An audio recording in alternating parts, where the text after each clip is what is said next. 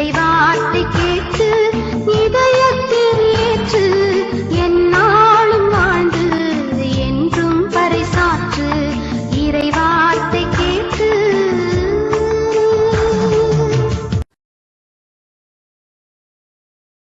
இயேசு கிறிஸ்துக்குள் பிரியமானவர்களே, அருமை ஆண்டவர் இயேசு கிறிஸ்துவின் பரிசுத்தமுள்ள திருப்பெயரிலே நல்வாழ்த்துக்கள் நல்வாழ்த்துக்கள். The voice of God, தெய்வத்தின் குரல் ஒளி, தெய்வத்தினுடைய குரல் ஒளி நம்மதிலே கடந்து வருகிறது. தூய ஆவியானவர் தானே இந்த தெய்வீக திருவிழித்திலிருந்து வார்த்தைகளை எடுத்து தருகிறார். அவர் சொல்லுகிறதை காண்பித்து தருகிறார். இந்த நாளிலும் தூய ஆவியானவர் தருகின்ற செய்தி, Holy Spirit of Jesus. நீதிமொழி புத்தகத்திலே 12ஆம் அதிகாரம் 22வது வசனத்தை தூய ஆவியானவர் காண்பிக்கிறார். நீதிமொழி புத்தகம் 12ஆம் அதிகாரத்திலே 22வது வசனத்தை தூய ஆவியானவர் காண்பிக்கிறார். பொய்யுரைக்கும் நாவை ஆண்டவர் அருவருக்கின்றார், உண்மையாய் நடக்கின்றவர்களை அவர் அரவணைக்கின்றார். இந்த நீதிமொழி புத்தகத்தை படிக்கிற பொழுது 2 கருத்துக்கள் உண்டாயிட்டு இருக்கும்.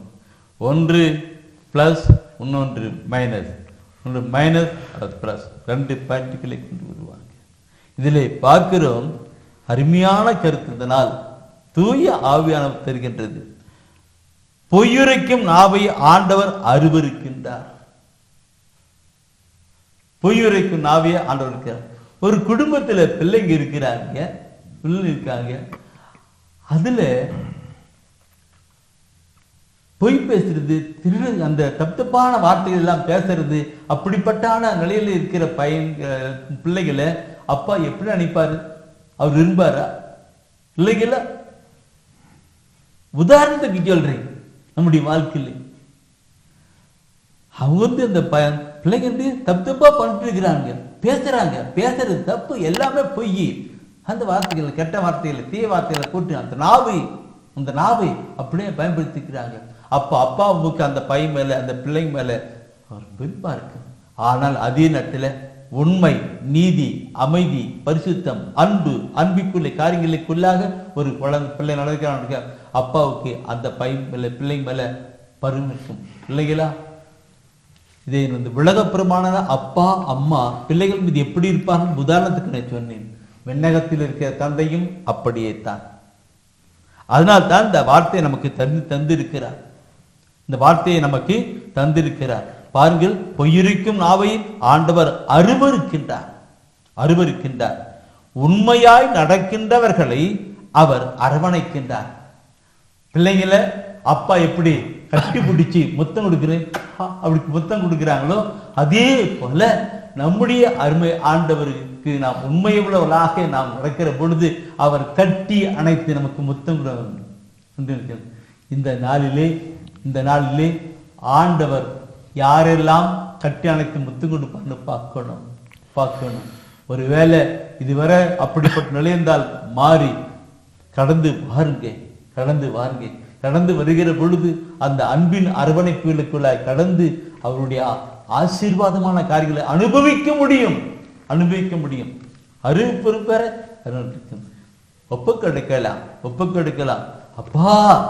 அப்பா என்று ஒப்புக்கொடுக்கலாம். ஆண்டவரே, அப்பா என்னை மாத்துங்க, உமக்கு ஏற்ற பிள்ளை மகனாக இருக்கேன், ஒப்புக்கொடுத்து கடந்து வரலாம்.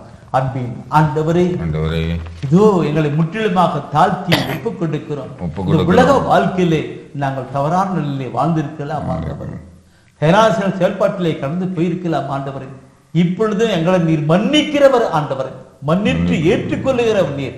இப்பொழுது எங்களை ஏற்றுக்கொள்ளும் ஆண்டவரே. இதோ உங்களுடைய பிள்ளைகள் ஊதாரி மகன் திரும்பி வந்தது போல நாங்கள் கடந்து வந்திருக்கிறோம் ஆண்டவரே. எங்களை கட்டி அணைத்து முத்தமிடுவீராக. உங்களுடைய அன்பின் அரவணைப்பே எங்களுக்கு ஆறுதலும் தேர்தலும் உற்சாகமும் உறுதிப்படுத்துகிறதா இருக்கிறபடிக்காக ஒப்புக்கொடுக்கிறோம் ஆண்டவரை.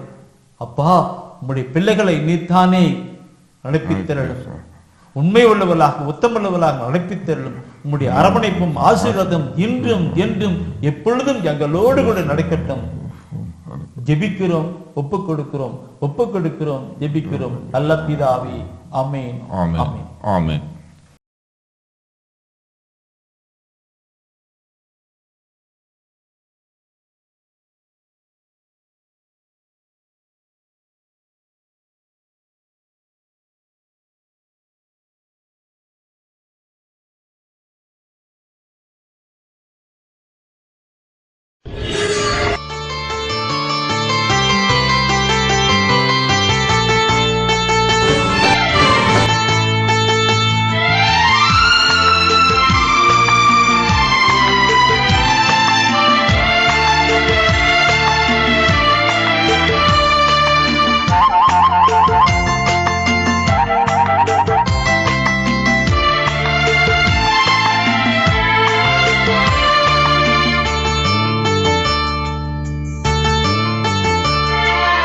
இறைவார்த்தை கேட்டு இதயத்தில் ஏற்று எந்நாளும் வாழ்ந்து என்றும் பறைசாற்று. இறைவார்த்தை கேட்டு